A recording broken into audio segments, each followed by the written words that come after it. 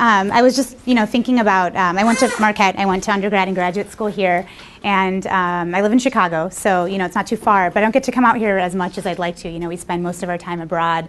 But, every time I come to Milwaukee the night before, I'm like super excited. The old stomping grounds, I want to see what's changed and, what's remained the same. And I was just talking to one of my peers, Patrick. We went to school together, and we were just talking about how much has changed, but also how much has not changed. And one of the biggest things that is so great for me to come back to see is just that core value of Marquette, right? Is that there's this aura here. There's this presence here at Marquette University that every student, every faculty, every staff member, really feels, and that's just that camaraderie, that support, and then that, that feeling of service, right? You come, you step on campus, and you see all these different organizations doing things. And when I was a freshman, that was exactly what I saw. I went to the orientation fest, it was right here in the little quad here. And I was walking around and trying to see what extracurricular activities I wanted to participate in. And I really noticed that majority of the extracurriculars that was being presented at the fair were all service oriented. Whether it was local service or international service or just donating your time. And I found that super inspiring. I didn't really honestly know that a lot. I didn't know that about Marquette. I knew a little bit that a little bit of what Marquette had to offer, but I didn't realize how much that was a part of the personality of this university. And I think that, as Kate mentioned, we started this organization simply because of that. I think that was the root of everything, is to see the inspiration that we had here on campus. And then also, as individuals, we felt that we had this social responsibility. We always hear that buzzword, right? Social responsibility of, what we can do as individuals and what we can create. And so, to kind of fast forward back to 2000, so that was, in the year 2000 when I was a freshman. In 2003, I was a junior. I was, ready to start PT school, and you're kind of, bogged down by organic chemistry and physiology and all these different classes, and you're trying to stay afloat and also trying to have fun on top of that. Marquette's a fun campus, and it was an opportunity that really came out of nowhere, and I want to be completely honest about that, because that's something that we always should be aware about is what is just around the corner. And this is what happened: is my friend Jeff Bodel. He had come up to me, we were just, hanging out socially, and had said, "Hey, Shital, I know you speak Spanish, and I know that, you like to travel. I have an opportunity to go to Honduras, with a group of doctors, and they need some translators, and they need people to just, help behind the scenes. And I think it'd be really fun if we took like a trip together as friends." And I thought about it. I was like, okay, well, it's March. It's freezing in Milwaukee, and I didn't even really know where Honduras was, to be honest. So I looked at the map and got to know a little bit about the country, and saw that this would be a really awesome situation. Let's go ahead and go there. I get to spend time with my friends. It's a warm climate. I get to learn about a new culture, and that was just the bare bones of what this trip was about. And, he had kind of explained a few things. The doctors go every year, and they need some people to help out, like I said, behind the scenes, and, luggage around, and be able to, write things down when they ask you to, just kind of almost being like a personal assistant for each physician. And so, I was interested in going into healthcare, so I thought this would also be an amazing opportunity for me professionally. So, we all, paid for a plane ticket. We got excited, and we thought, why don't we do something a little bit more? We're that social responsibility, right? I saw that on Marquette on the first day that I came onto campus, is that, go above and beyond. What can you do a little bit more than what you're doing, right now? And so we thought, well, if the doctors are, bringing down medication and supplies, why don't we, help out a little bit? There's a ton of resources here in Milwaukee. There's a lot of family friends. There's a lot of family members. Let's collect a bunch of things, and, hopefully we can use it in Honduras for the people in need. And so that's what we did. We started collecting medication, and we kind of got obsessed with the idea. We wanted to get as much as we can, and we started, talking to hospitals around here. We started talking to doctors around here, and we started really, recruiting people to come on the trip. So the more doctors we have, the more medical care we can give in Honduras, and hopefully it'll be more of an impact. And so that's what we did. There was a house on 17th and Kilbourne. It's a big blue house. It's probably still there. But my friend Stephanie lived there, and so we just used her basement to store all of the medication, which sounds like kind of a shady operation. But we just stored everything there, and we packed everything in our personal. We were allotted 2 pieces of luggage, and we packed everything in there, and then we just carry down a backpack for our personal items. We're just going for a week, so we'll just take just the bare bones of what we need, but let's use the space that we have to bring down the stuff that people can hopefully use in a medical setting. So we went to Honduras. We drove a bunch of cars. We drove a lot of the students. We had about 15 to 20 students 15 to 20 students that from Marquette. We started gathering our friends and say, hey, let's make this a big friends trip. And we went to Honduras. We got on a plane. We landed in Tegucigalpa, which is the capital, and we had no idea what to expect. We were just very open-minded. And as the week went on, just to kind of fast forward into that, as the week went on, we really thought about what was actually happening around us. I mean, we saw poverty that we didn't even imagine existed in the world. We saw people that had a lot of hope as individuals and what they wanted to do with their families and what they wanted to do as individuals to progress themselves, progress their families, and progress the communities that they live in. And what the biggest thing for me is that I learned so much out of that trip. Just every single day, every single minute that passed, I felt like I was getting so much more out of that trip than what I was able to give. And that was one of those thoughts that are always in the back of your head. You're kind of thinking, well, what do we do with this? You kind of come back, you're so overwhelmed, you're so excited, you've met, people from a totally different culture and realize that we're all the same. But, we wanted to continue that relationship. And so, we came back, and it was an extremely emotional departure, an extremely emotional moment, and we came back to campus at Marquette. And the few of, we had developed relationships with the doctors and the friends that had come on this trip, and we really thought about what can we do now. We went on this trip for 7 days. We met an amazing group of people down in Honduras. We became friends together. We've changed as individuals, and it sounds really cliche, right? You go on one of these trips and you change, but that really was what happened. And I think that there's a lot of truth in that saying, is that we completely were different individuals. And I remember going back home and talking to my parents, and my parents were just, wow, this trip really impacted you. And my mom asked me, what are you going to do with that? What are you going to do with that feeling? And so we started to look for organizations that cater to students, because this was a group of doctors that go down, but we wanted to find something where we can share the same feeling and that same impact with other students. If the 15 of us felt this way, what if we just multiplied that to the other students all across the world? And it was just kind of it was a big goal. But we thought, what if we just start this at Marquette? Just have this experience at Marquette. If we can do a trip every year and really get other people involved to see different cultures, to see really what's going on outside of the campus setting, outside of Milwaukee, outside of the U.S. And what we're capable of. As students, we were able to do a lot. Maybe we weren't able to diagnose or prescribe, but we were able to build relationships. We were able to listen, and we were able to really think about different ways from our capacity to be able to help and give back. And so what we did is, we decided to go on another trip, and that's where I got to meet Toby Peters. I got to meet Michelle Hsu, a lot of people, a lot of faculty here that were super supportive. And that was another thing that completely floored me, in the beginning stages of starting up this organization, is that we would just talk about our experience, and just very much from the heart. We were just talking about what we went through and talking about what we saw, and we were able to really capture everyone's attention and get people on board. Toby and Michelle had never been to Honduras, but they were listening to what this experience meant to us, and they were ready to keep that going with us, and they were ready to keep that momentum with us, and they understood the importance of this experience with us. And or experience on us, right? This entire week that we had, and we wanted to keep that going. And so what was extremely incredible was people, the 15 people that went, were talking to another, all their friends, and we started seeing that everybody really wanted to be a part of this experience and wanted to really be a part of that change that we can make, hopefully in the world, but at least in these few communities that we worked with in Honduras. So we started recruiting more people. We started telling more people about it. And then we went on our second trip to Honduras. So we paid, paid for the airfare. We were working with Sociedad Amigos de los Niños. They're a nonprofit based in Honduras. They were working with doing all of our logistics for us, so making sure we had a place to stay, making sure we had enough food, making sure we were transported properly, making sure we were going to communities that really that needed this help. They were the ones kind of in Honduras organizing everything for us. And a few of us back here on campus were the ones that were actually kind of organizing everything here to be able to take to Honduras. So it was this beautiful balance of people in Honduras and people here in Milwaukee really coming together to make that moment happen again.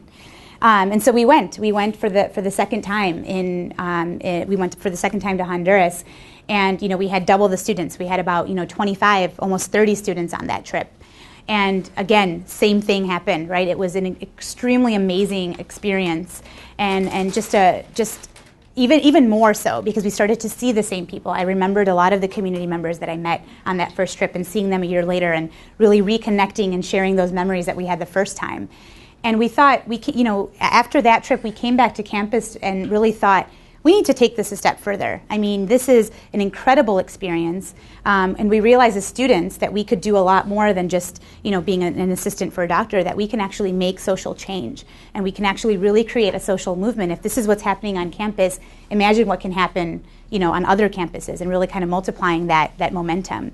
And so we started what was initially called Global Medical Relief.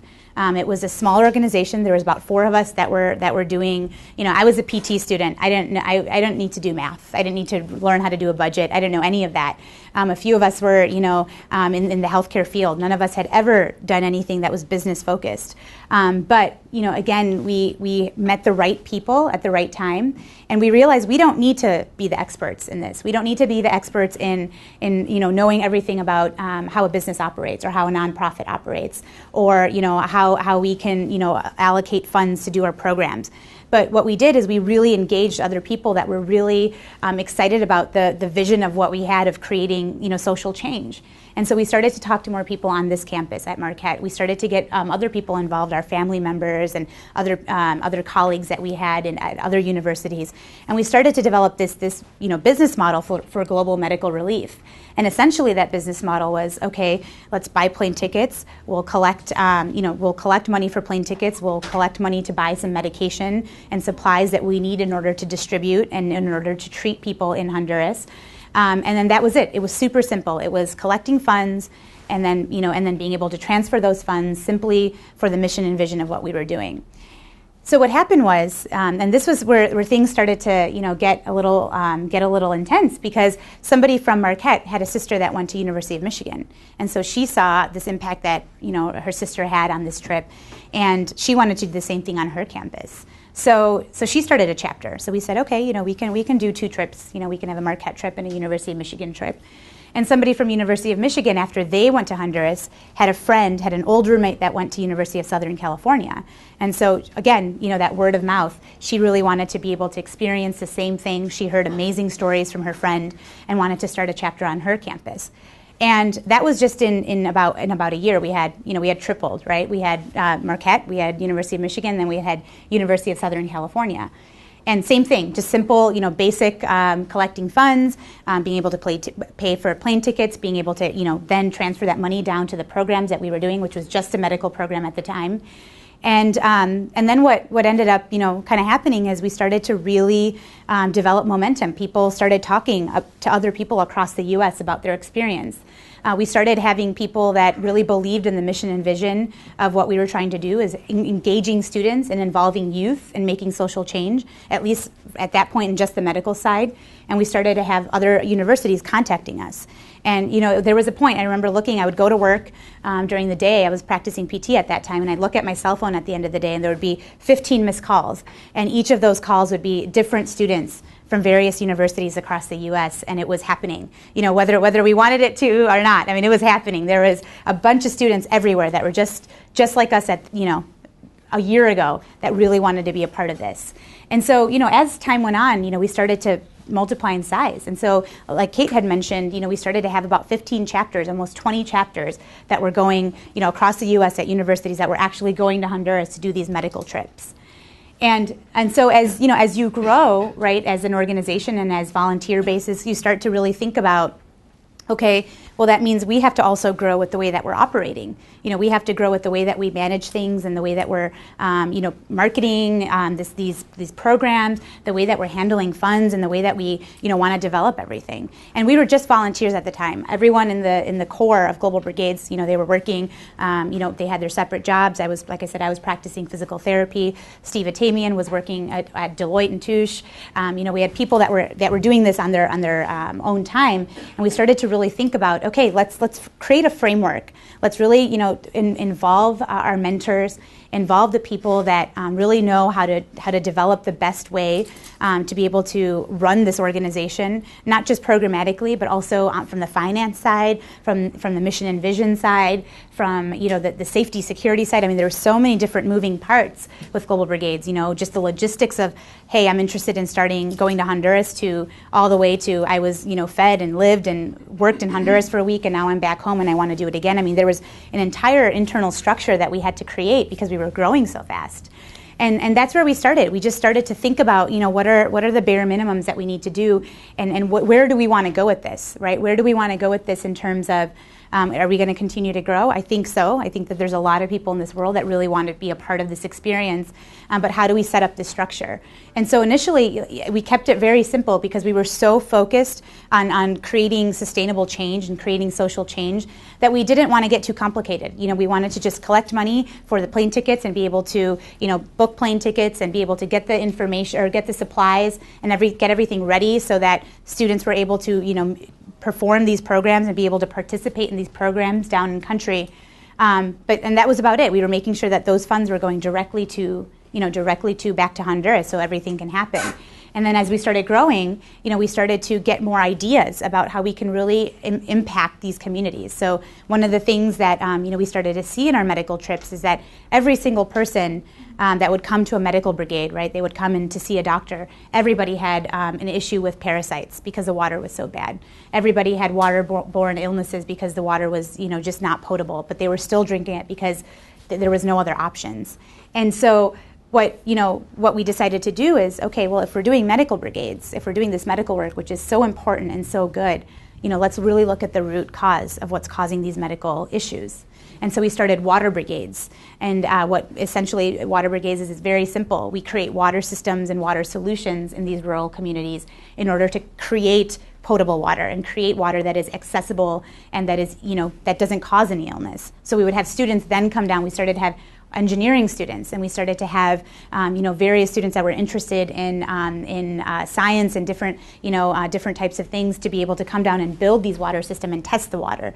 So we would take a community, we would work with a community, and we would build water systems that were very, very simple, just basic piping, digging trenches, connecting the water source. So, we had in-country technicians to be able to help with the technical side, and students also helping with the technical side, and then coming down to Honduras and doing that labor almost, alongside with community members. In addition to water brigades, we started to see that everybody had respiratory illnesses because they were cooking in their homes, and that thick smoke that was coming from the fires of the cooking fire, it was causing emphysema and bronchitis and all these very serious chronic issues. And so we started public health brigades, where essentially we build construction project, latrines, cooking stoves, eco stoves. We build showers and water storage units in order for people to have access to clean and healthy lifestyles there. And again, students came to us and said, that's what we're going to do. We can continue to give everybody these medications and these antibiotics, but let's focus on the root of the problem. So we started having public health brigades. And eventually, as we started to learn more about our communities via medical brigades, we developed 9 programs. And so, we started with medical brigades, and now we have 9 programs. So we have medical, water, public health, dental, architecture, microfinance, business, environmental, and law. So basically, our concept of this programmatic structure is that it's the holistic development. It's not just addressing one issue in a community. It's not just focusing on one specific lack of resources within a community, but it's really addressing life as a whole. So we have an entire research program where we'll sit down and take a look at a community and see what the issues are, number one, with the community members. It's all kind of with students and community members working together, but it's completely focused on, what are the needs there and how can we bring these 9 programs to address the entire need of the community. And so, and it was all student-driven, which was extremely incredible. We were just kind of working on the side, making sure that all these logistical things and all these separate, separate organizational things were happening, so students wouldn't have to focus on that. So what they can focus on is that exciting part, right? It's the mission and vision of the organization, which was creating social change and creating sustainable development projects to enhance that social change. And so, we started to get these more programs, and the more programs we had, more volunteers we started getting. We started to get business students wanting to come down to do financial consulting for small businesses in Honduras and in Panama. We started to expand to Panama and Ghana as well. We started to get a lot of architecture students and engineering students that wanted to come down to help build construction projects in schools.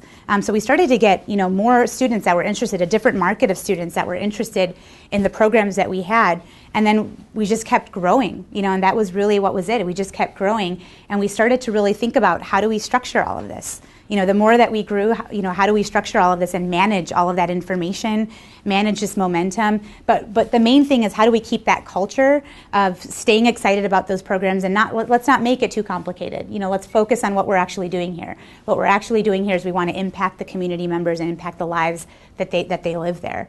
And so we started to really look at, how do we do this? And it was very simple.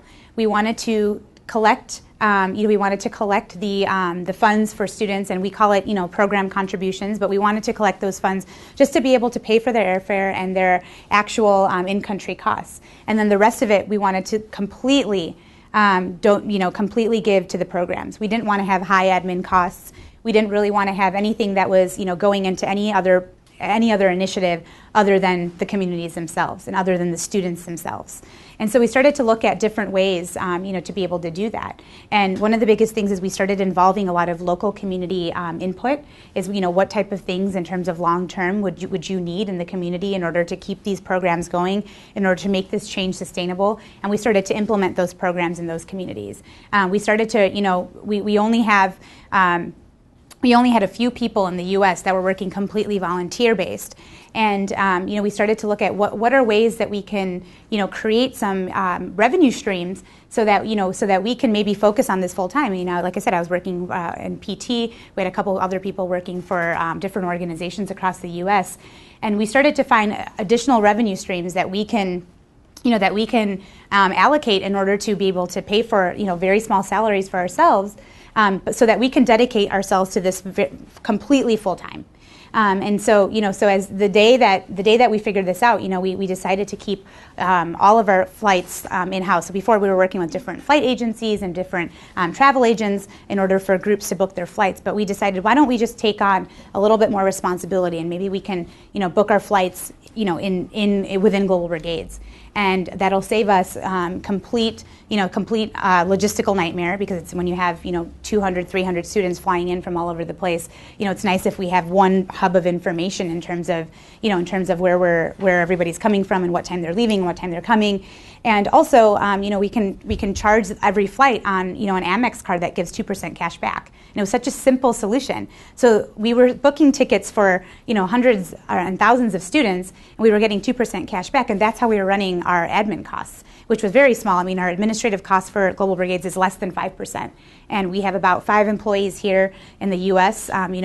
We keep things very simple. We're doing this because we love what we do, and we really believe in the impact that we are making on these communities and also on students.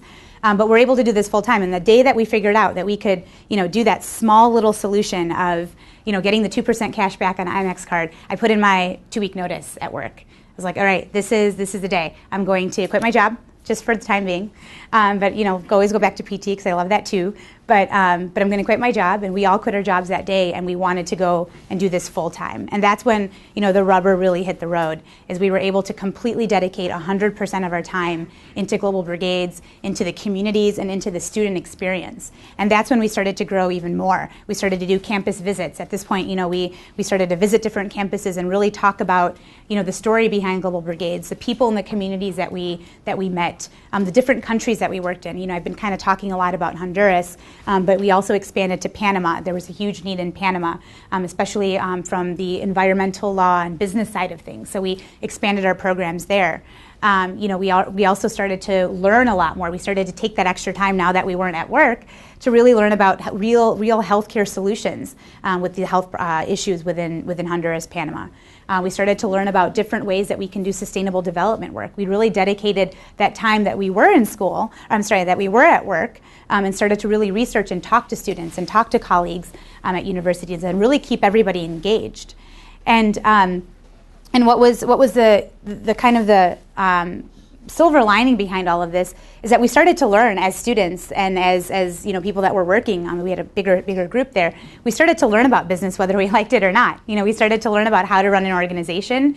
We started to learn about different basic legal things that we needed to do in order to make sure that we were following the rules of being a non-for-profit. We started to learn about what's the best way to allocate funds and what's the best way to be able to share funds across countries. And I think the biggest thing that we learned is how do we run an organization that has such, so many students, so many volunteers, so much need within the communities. How do we run an organization that really, with low administrative costs, that really focuses and makes sure that the mission and vision always stays the same? And that was a challenge, right? Because it's easy when you have so many volunteers and so many things going on. It's so easy to just kind of focus on one thing, focus on the student side of things, or only focus on the community side. But that balance is really hard. But what the secret sauce of all of that is making sure that every day, every time we made a decision, every time we made a business decision or an organizational-wide decision, we had to really think about, okay, let's go back to the mission and vision. What was that first trip all about at Marquette? What was that first experience all about? And how do we make sure that this decision that we're making, whether it's small or large, how do we make sure that that decision continues on that same feeling and that same experience that we had on that first trip? And that really has been the reason, why we've been able to, have a lot of success is because we've had students, we've had individuals always thinking about the core of what that is. And as Kate mentioned, from there, we also grew to another country. We expanded to Ghana. We had Orion Haas and Alan Gula, students and people that had started programs within Honduras and Panama come to us and say, we have potential to be able to expand to Ghana, or to be able actually to expand to Africa in general. We didn't even know we were going to go into Ghana. So they went for 8 months across Africa to search for the right country that Global Brigades could do work in. And part of the reason why we wanted to expand to Africa is because we started to get extreme interest in the UK, in Austria, Switzerland, Germany, of students that were just like us, a few years ago, that wanted to be a part of this social change, this sustainable movement. And so what ended up happening is, we then expanded to Ghana, and we have European schools and European students coming down and doing the same work in Africa. And what's incredible is that we have over, as Kate mentioned, we've had over 12,000 volunteers from all over the world, from US, UK, from Europe, and Canada, and all over, just completely all over the US. We have all these chapters, and continue, our mission and vision continues to remain the same from that first trip.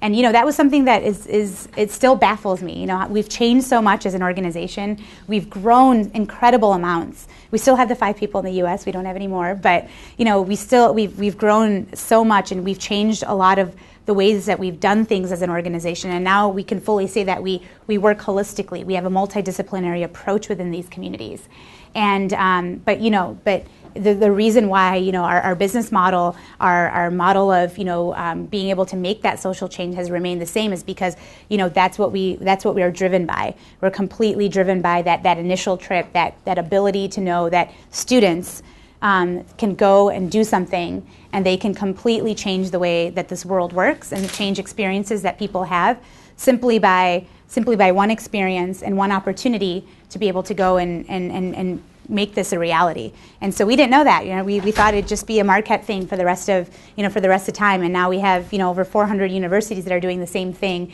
And it still remains really grassroots. It still remains extremely focused on what it is that we're doing within the communities, and we continue to be inspired by that. And as Kate mentioned, we have so many beneficiaries, and we have so many people that are benefiting from it. And just like that first trip, every day, we come back, we close our laptops, or we get off the flight from that trip to Honduras or Panama or wherever we travel. And it's that same feeling of we're still learning ourselves more than we can give, and that's going to continue to be the driving force of everybody in this organization. Is that we're still young, we're able to do a lot more, and we're continuing on with all the different things that we experienced on that first trip, and that's never going to change.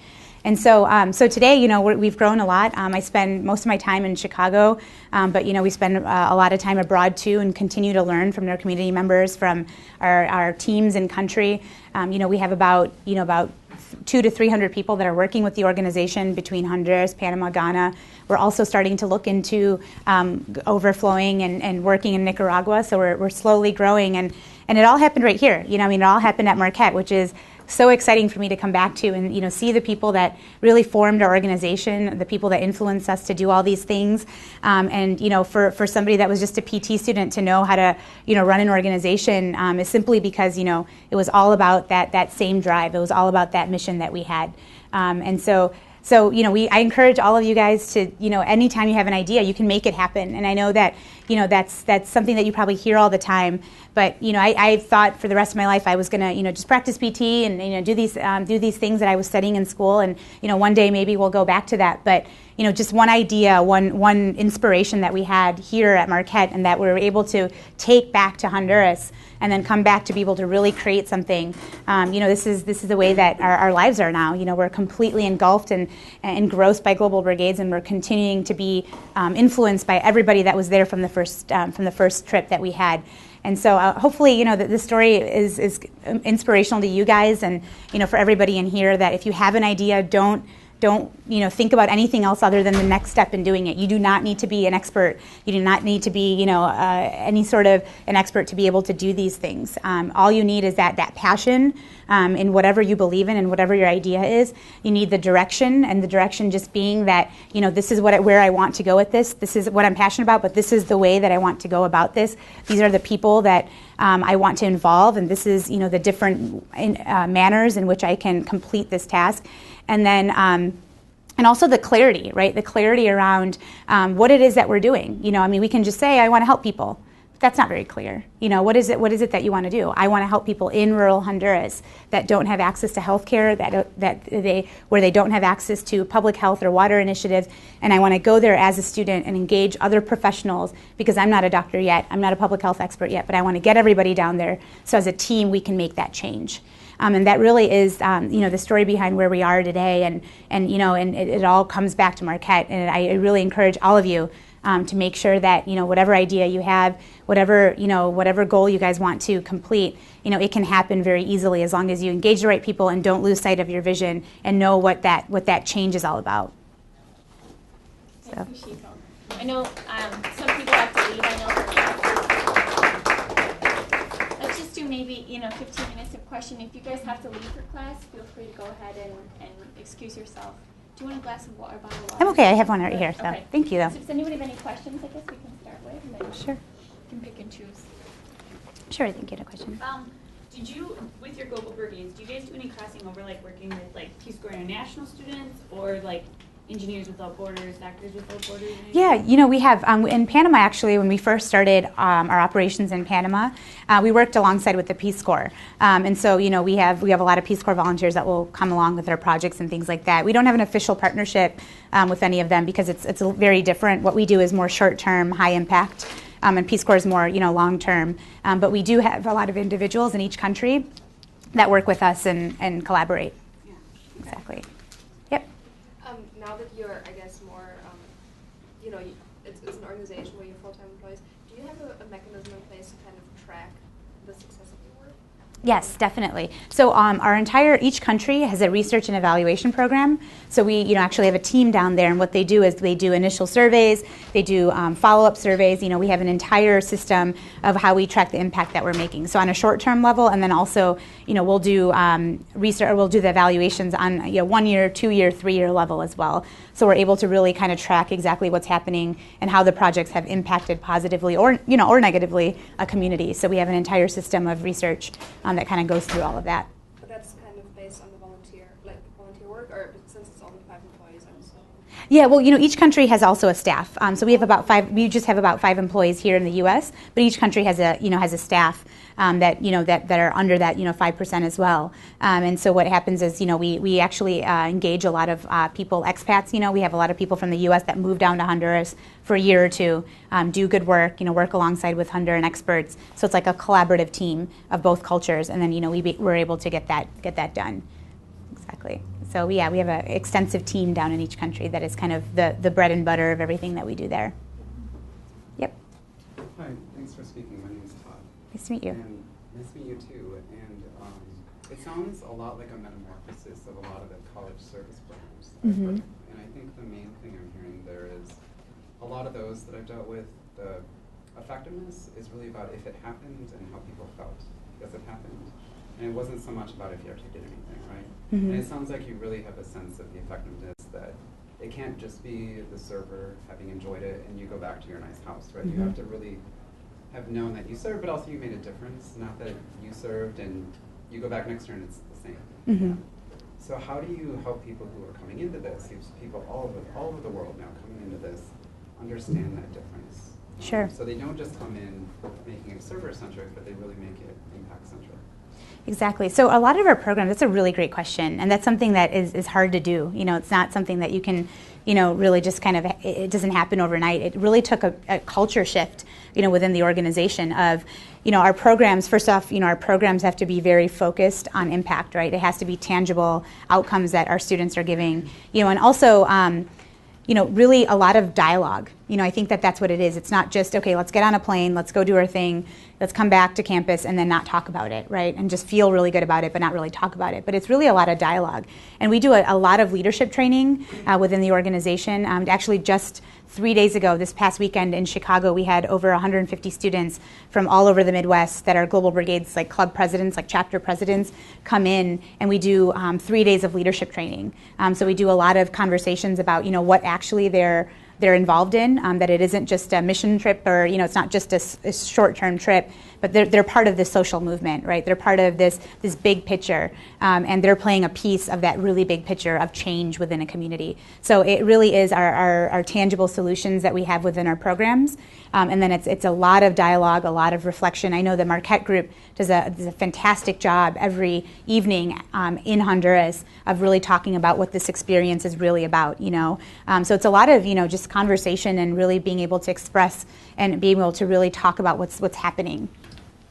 Great, thanks. Exactly. Yep.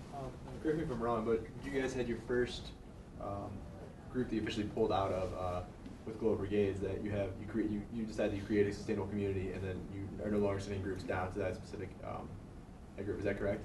Yes, like in a community? Yes. Yes, so but basically we have, and I'll use kind of Honduras as an example throughout all that, but in Honduras we work in 55 communities. And so what we do is, we implement all of the different programs. So we go in with medical brigades, and then after medical brigades, just to get an assessment almost, use that brigade as an assessment. And then we do water brigades, so we build a water system. Then we do public health brigades, build all of our public health projects. We go in and do microfinance and create, a financial structure within a community, building community banks and teaching how to save and how loans and all those simple things. And then, we go in with architecture. We built a school, we built a health center.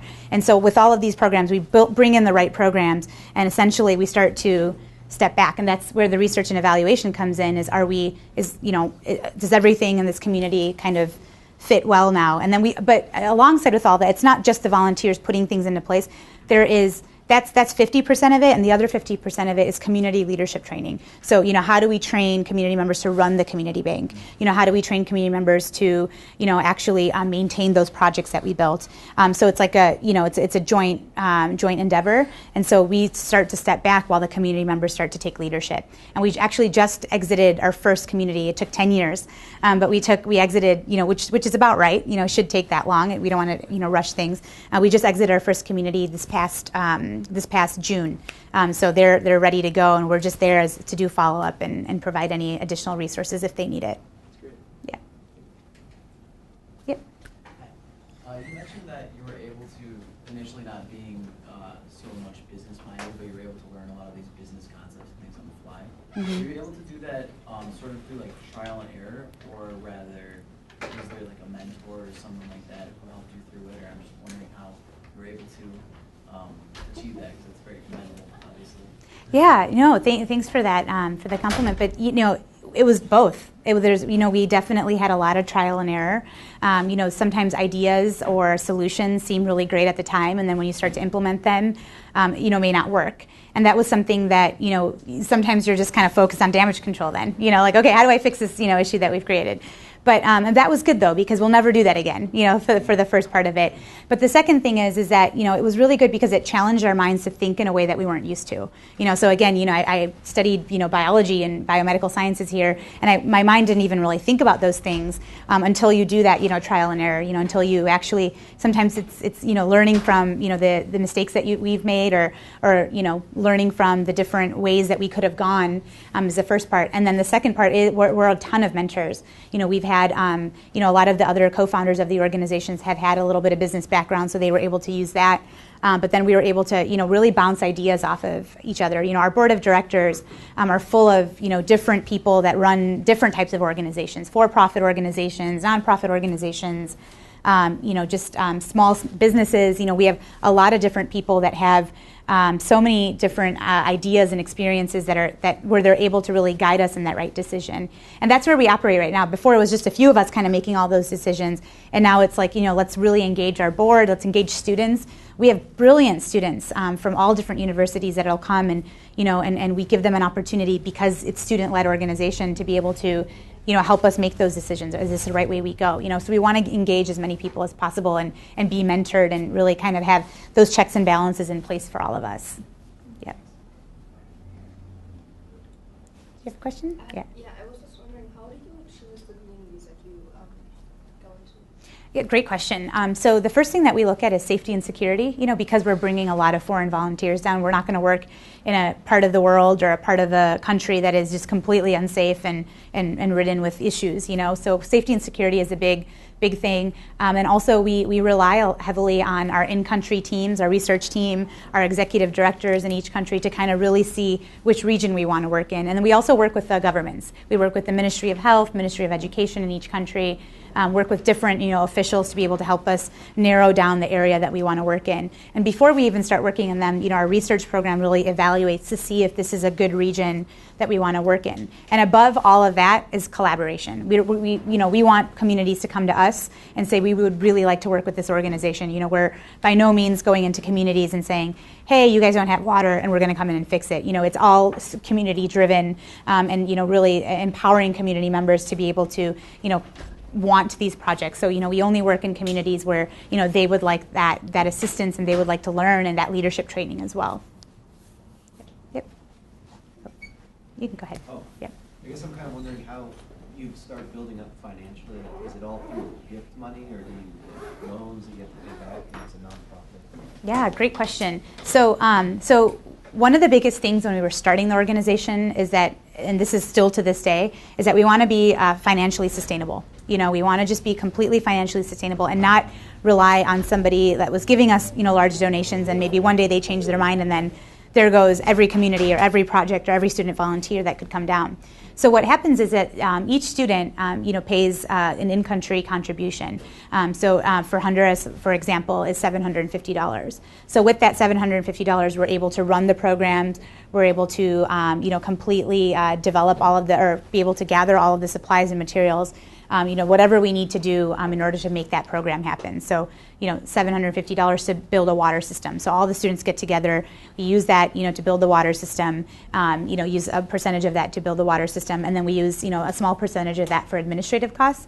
And so our financial way the way that we financially keep going is that the volunteers, right? So it goes hand in hand with the mission and vision, right? Is that if we can get people engaged and really excited about what we're trying to do on a global level, we're going to continue to have volunteers, which is going to continue to financially sustain our organization. Now that we've been around for about 10 years, we have an extreme amount of research and information where we can start applying for very competitive grants. We just actually got our first grant this year. After all this time, we got our first grant. We didn't even look for it really because we were just doing well with the way that we wanted. Like I said, we wanted to keep things really simple and just keep it very focused on the programs. And now that we have all of our information and we applied for our first grant to build to dig a well for a water system in a community, which was about $15,000, and we got our first grant. So now that we're financially sustainable and we're able to really allocate our time into looking for different grants and donors and things like that, we're starting to bring those ideas in. Yep. Yep. So it seems like I guess you have a very advanced sort of process. How it starts with medical brigade and then the water and all that. But I mean, to me, that highlights that as an organization, you've been very innovative and very flexible. Mm-hmm. How do you maintain, from a leadership perspective, how have you been able to sort of maintain that flexibility? It's a great question. And there's been days where you're like, why is this not working? Or, but you know what it is that we're doing development work, right? We're doing sustainable development work, which involves human beings. I mean, it's all about people, right? Everything that we do goes down to the core of people, where the idea is to impact students, and being able to have them experience different things so that they can, develop a professional career with that experience.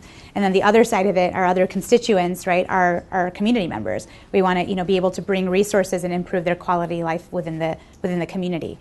And that the complete bare bones of that's people. These are people that we're working with. And with development work, I think that's the biggest lesson that was learned is that we have to be flexible. It's that everyday life is different, and things change and things don't go as well as we want because we're human beings and we have different emotions and we have different needs, and we come from different backgrounds.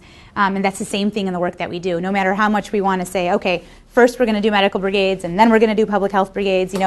Sometimes that doesn't work, and then we have to shift and really morph and, be extremely malleable in that because we're thinking about, but this is the needs of the community. This is what, this is what people want. And, really know that it's not about the system. It's about the people and that are receiving resources from that system, So it's hard though, right? It's hard because most of us are kind of type A personalities where we're like, okay, this is what we're going to do and this is how things are going to go, and you get frustrated, but then you also realize, but that's part of the beauty of it, right? And that's where goes back to we're learning a lot more than we can give, and that really is that driving force. Yeah. And I really appreciate the idea that you don't go into a community, you're invited to a community once they've decided. Have any U.S. communities invited you in? I mean, if this is such a successful theory of change, basically, is what I'm hearing, definitely a collective impact theory of change. Have U.S. communities invited you in, or are you considering that? That's such a great question. I get that question every single day. Well, if you work in Honduras, work in Panama, how come you don't work in the south side of Chicago? We always get that question all the time. And so, what we're initially, we're focused on that international experience. I think that there is a lot of benefit for people leaving their comfort zones and, and leaving what they're used to and, being able to go abroad. And there's a little bit of that, excitement and allure to that, right? That's part of it, to be completely honest. And the other side of it is, we're learning a lot about what the gist of the student experience is, right? Is that they're able to really make change, whether they go to Honduras or hopefully, if they can make that same change, locally. And so right now we are looking into some local initiatives to be able to do, in a lot of our students are in the West Coast. We're also looking for different partnerships here in the Midwest. But, we're kind of right now focused our expertise and our focus over the past 10 years has been international, but that doesn't mean that we wouldn't be interested in doing something locally. And we're starting to look for small partnerships, very similar to how we started. We started small, internationally, and maybe we can grow. And the idea is hopefully maybe we can do that locally as well.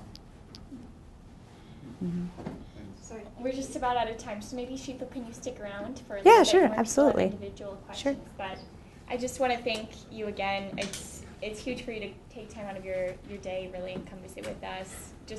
Shital just got married about 2 weeks ago, so on top of that, she's had a lot of changes, and so this was sort of fit with her schedule best, and is headed for like a 5-week adventure around the world in October, doing some Global Brigade stuff, and finally getting her honeymoon in. Hopefully. Hopefully somewhere along the line. So for Shital to be here is pretty special, and we just appreciate your time. No, thank you for having me. It's awesome to come back here.